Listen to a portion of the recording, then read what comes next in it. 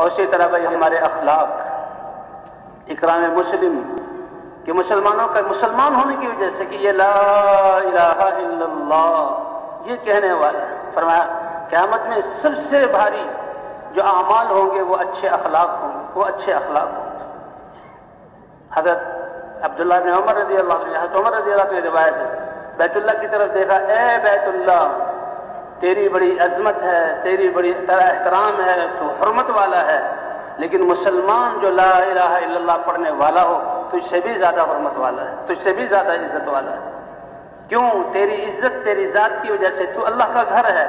اور مسلمان کی عزت دو چیزوں کی وجہ سے کہ اللہ نے اس کی جان کو بھی عزت والا اور جہاں حرمت والا بنایا، اللہ نے اس کے مال کو بھی حرمت والا بنایا کہ جس نے لا الہ الا اللہ محمد الرسول اللہ پڑھ لیا، اس کا اقرار کر لیا کہ میری زندگی اللہ کے حکم کے مطابق، حضرت محمد صلی اللہ علیہ وسلم کے طریقے کے مطابق ہوگی، اس نے اپنی جان اور مال کو حرمت والا بنا دیا۔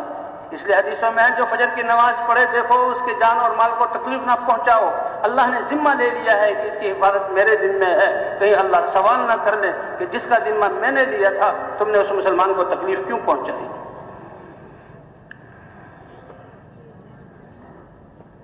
بھی مسلمان کا اکرام اور کلمے کی وجہ سے فرمایا من ترک الکذب وهو باطل، کہ جو جھگڑا ہو رہا ہے مسلمان سے اور اس کو پتہ ہے میں ناحق ہوں، میں نے ایسے ہی دعویٰ دائر کر دیا جھوٹا،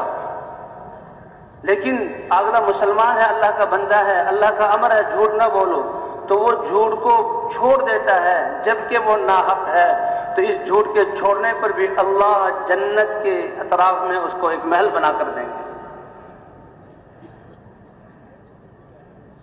اور جو لڑائی جھگڑے کو چھوڑ دے،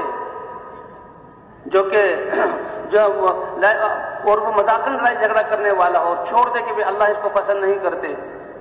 تو اللہ جنت کی اعلیٰ درجوں جنت کے بیچ میں اس کو محل بنا کر دیں گے۔ اور جو اپنے اچھا اخلاق کو اچھا کر لے تو اللہ تعالیٰ جنت کے اعلیٰ درجوں میں اس کا مقام جہاں اس کو بنا کر دیں گے۔ مسلمان کا اکرام اس کے مسلمان ہونے کی وجہ سے، لا الہ الا اللہ کہنے کی وجہ سے۔